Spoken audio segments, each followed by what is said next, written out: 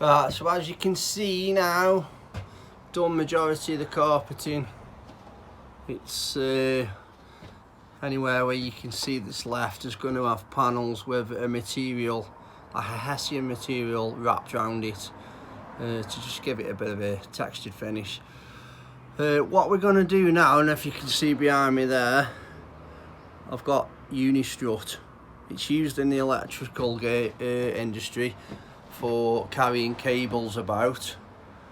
I use it to build my bed. It's real good stuff. It's hard wearing. It comes galvanised. It's got these little slots in it, so you can make it up. It's basically like using Meccano.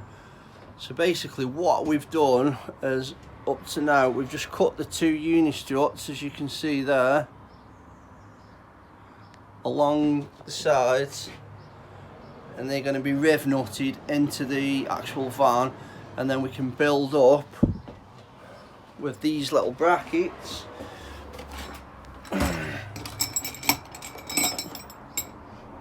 And these nuts and bolts. We can build the bed up and we can board it on top. It's going to be a fixed bed. I was going to have a bed that folded up and down, but I just decided I was making work for myself for no reason. The only thing I'm going to be putting in here is mountain bikes, and they'll go underneath the bed fine. The bed is going to be open, so I'll have the full length of the van if I do want to put anything along there. Putting motorbikes in and things like that, I'm not going to be doing, so there's no point me doing it. As I say, I build these vans for myself, so people buy them because they like them. So yeah, we'll get some more Unistrut cut and we bolt it together, but this time we're going to paint it. I'm going to do it in a red, same as I'm going to do the overhead lockers with red steel, just to try and incorporate it with the van. As you can see, I've got the Unistrut laid out on the floor, got my angle grinder, and basically I've marked the full length, and you can see obviously I'll cut it square, and then we'll go and put it all together in the van.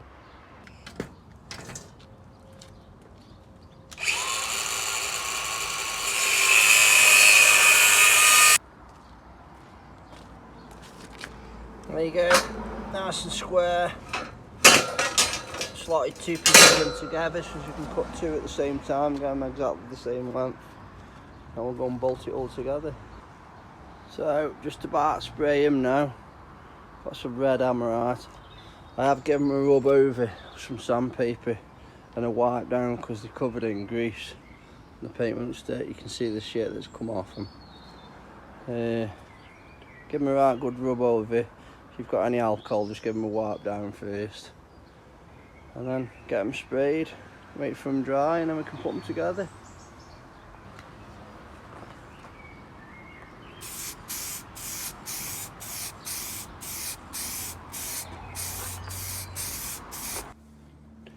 And there you go, they've had the final coat. Just have to wait for them dry now, and we can build it up. So, as you can see, it's all painted up nice, and we're starting to put it together. We fixed the two along the frame, along the side of the van. We've used riv nuts to bolt them into the pillars of the van, and then we're using these brackets that we make up.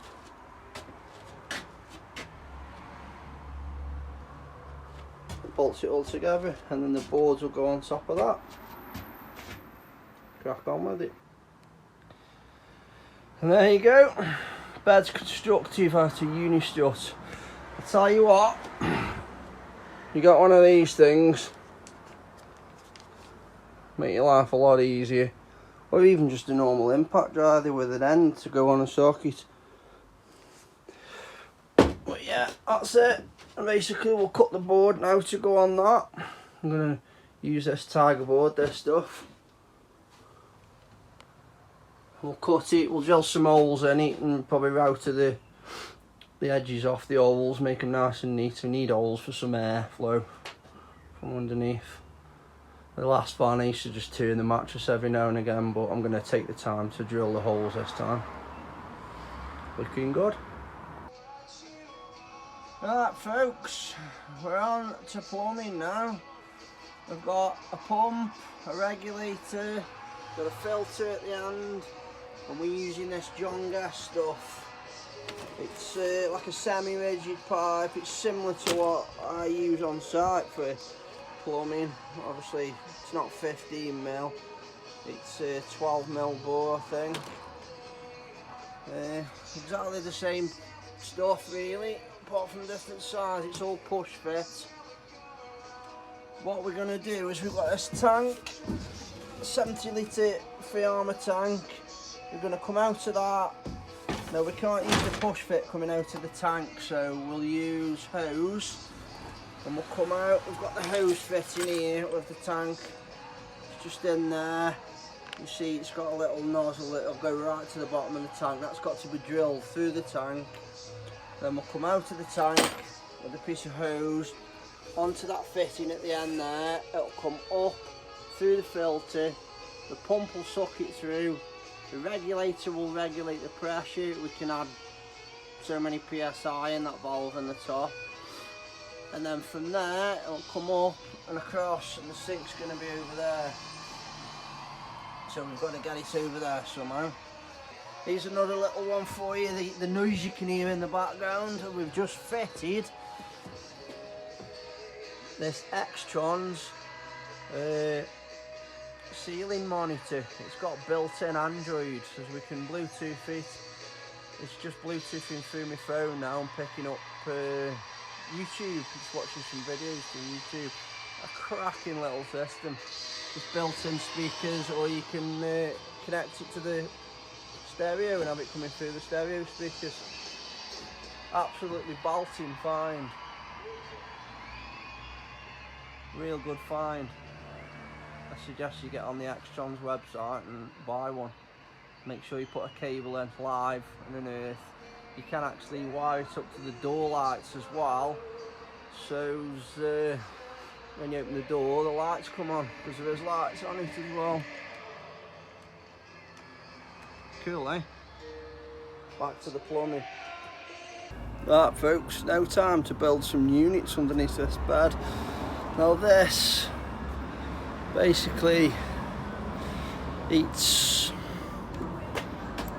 not specialist, but you've got to have a certain amount of skill about you to be able to accomplish some joinery. So we're using this board. It's the Black Hex board. It's basically birch ply with a black anti-slip covering on it. They use it for trailer bottoms and what have you. But I can't really explain how to do this. You've got to be half decent at woodwork. Obviously you need a certain amount of tools. I've got them because, well, you'll see the van behind me. I run a building company. I'm a carpenter and joiner. I've got tools for doing this. I know how to do this. It's hard to explain. Yeah, we can tell you need to cut the boards to a certain size, you need to scribe them, there's methods of scribing and stuff like that. There's millions of videos on YouTube. Get on there and watch them if you want to do your own cabinetry, you want to do your own cupboards, things like that. The best thing to do is get some cheap plywood and practice first. I'm going to start making them now, basically. All around all the plumbing that we've finished. There isn't a massive amount of plumbing in there, there's just cold water, but it all needs boxing in, the cupboard doors putting on so we can access it. So we're about to do that. We've got a fast tool, the rail saw and a fast tool. I can't point because I'm looking in this camera and trying to do, and then we've got the rail as well. It's going to cut us a perfectly straight line. If you've got one of these, use it rather than just using a normal circular saw. You will get perfect cuts with it. If you haven't got one, you're going to have to manage, you're going to have to use a straight edge, clamp it down and cut along the straight edge, but make sure you cut straight edges. Vans, you can't use a spirit level on, you've got to use a set square from the floor to square everything up. So I'll just go through this, I'll start making and I'll start recording bits and bobs as I'm going, so as you can see what I'm doing. But as I was explaining how I do it, it's a skill that I've picked up since I left school at 16, 15. And I went through a time-served carpentry and joinery apprenticeship. And I just know how to do it through doing that. So have a look, see what we can come up with. One little lesson I can give you, when cutting fine boards like this, chipboard, laminated boards, whatever, worktops, cut it upside down and use a real fine blade as well so it doesn't spalch. That's actually an hacksaw blade for cutting metal. It cuts through timber fine, but it doesn't spalch the wood as much, so you shouldn't get any breakouts. Right, so we've used the usual method to scribe that piece in there and around that bracket into the bottom. Basically pencil, piece of wood, or in my case I use my thumb, so I put my thumb on there and move down with it even like that. I've been doing it years, so that's how I do it. Get yourself a piece of wood, push your pencil through a hole in the piece of wood with a point on it, like you've seen in all the videos.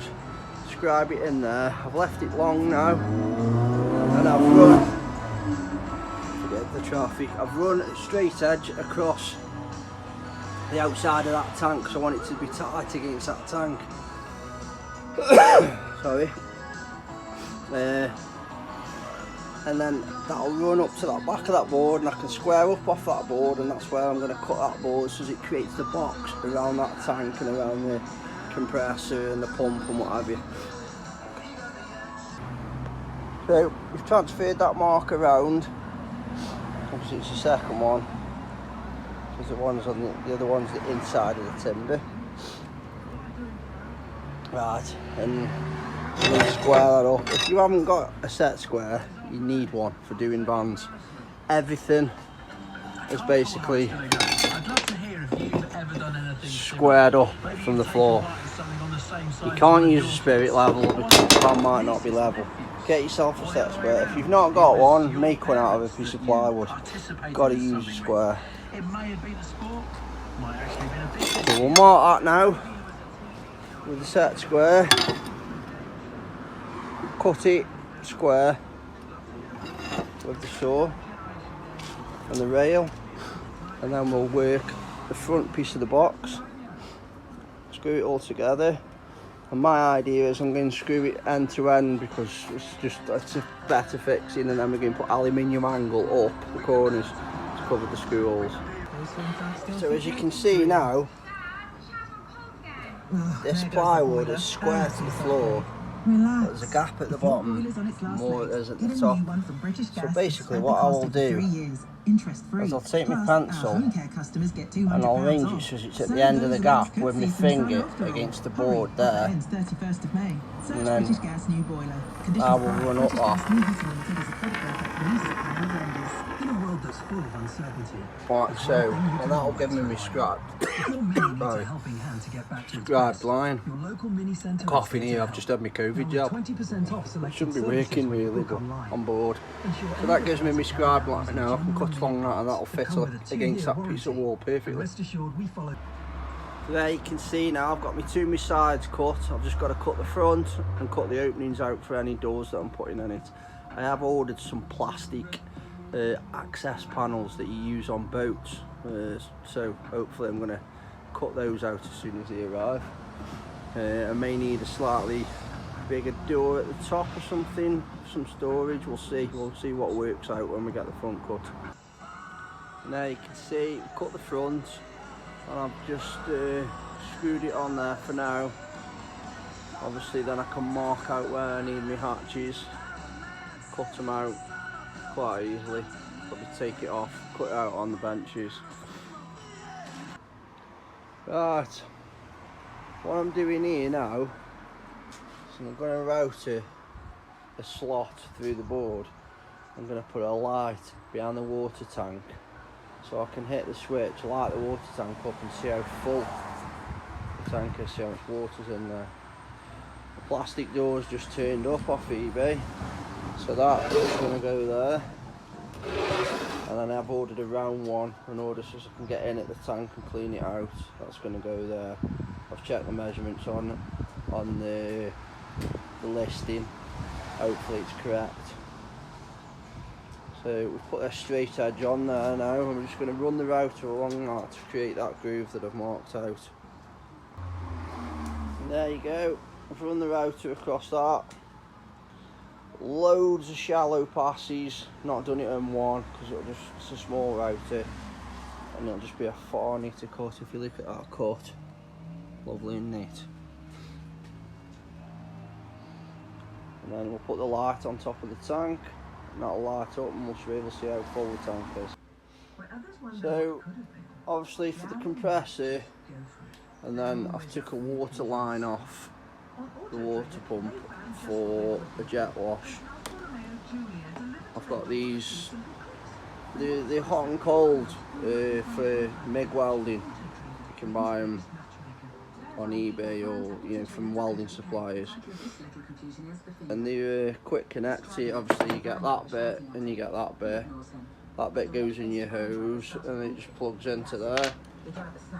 It's a nice easy quick release. I've made this bit of perspex up plate that'll fit in that board there now.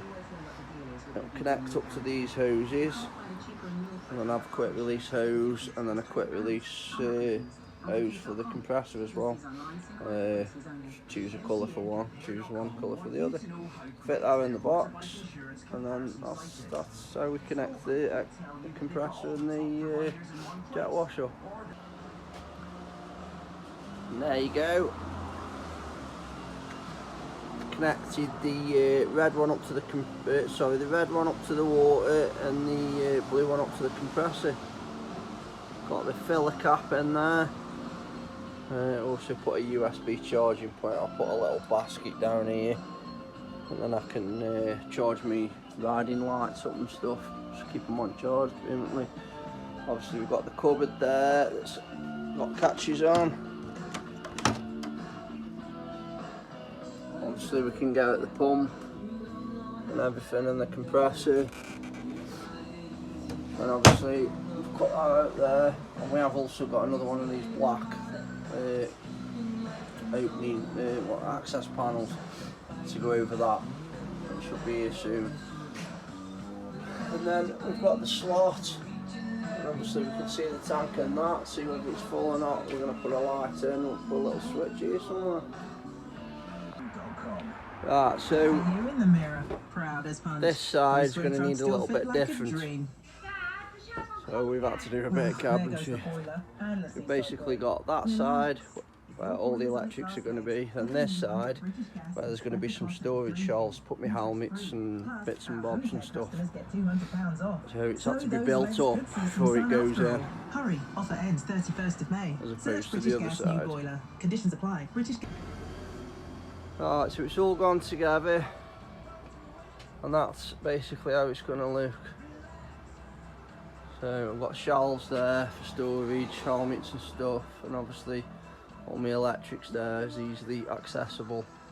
Because it looks so nice, the Victron stuff, we've got to have it on show, haven't we? So obviously all the edges is going to be edged in an aluminium edging. I've got some knock-on strip around the edges of them. Should look good. It's all done. Right, so we've edged them two shelves because the end grain was a bit shit. This end grain around this cut was really good, so we've run the router around it, chamfered it up, and then we've run used a bit of clear varnish around it, and then these corners we're going to put some aluminium angle up. Put the switches in, we've wired the inverter up. It's all wired up there, all nice and neat. Everything's wired up in there now. Cooking. Right, on to the bed base next, and then we can finish these panels off, and then it's just finishing, kitchen, flooring, should be job done then. Right, so we're now cutting the boards for the bed base. We've got some of this black stuff left, so we're using that. It's nice and strong. But as you can see, started cutting some holes out of it. One, makes it a touch lighter. Two, the major thing is it lets air get to the underside of the mattress. We've been in a big steel box, a van. It's going to get mouldy if it's never turned over. Got no air underneath it. I don't know if you've noticed, beds in houses have always got slats. So to put a solid board underneath, you could possibly get warmth coming up from underneath, or vice versa. Warmth on top, cold on the bottom, condensation. And we can get mould. So just drilling some holes in, then we'll get them fixed down. Right, so we've drilled all the holes. Just used the hole saw, bought a new one so it's sharp. Only a cheap one from Screwfix. Just going to run round them with a router with a little chamfer bit in there, just to take the edge off the holes.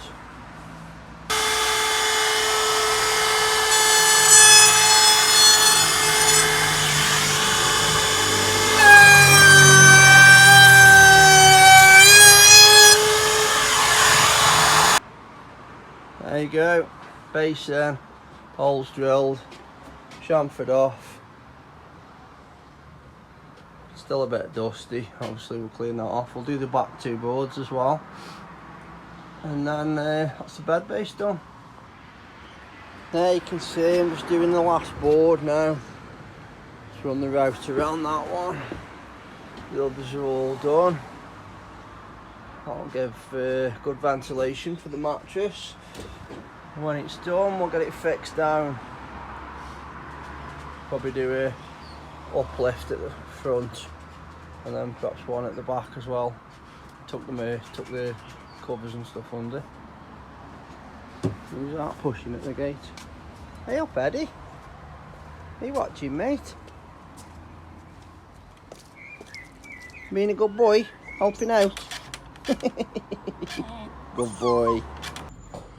Alright, so there you go, that concludes the next video. Making the bed, getting some of the cabinetry done, bit of plumbing.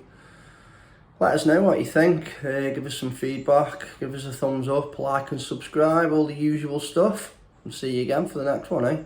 Cheers.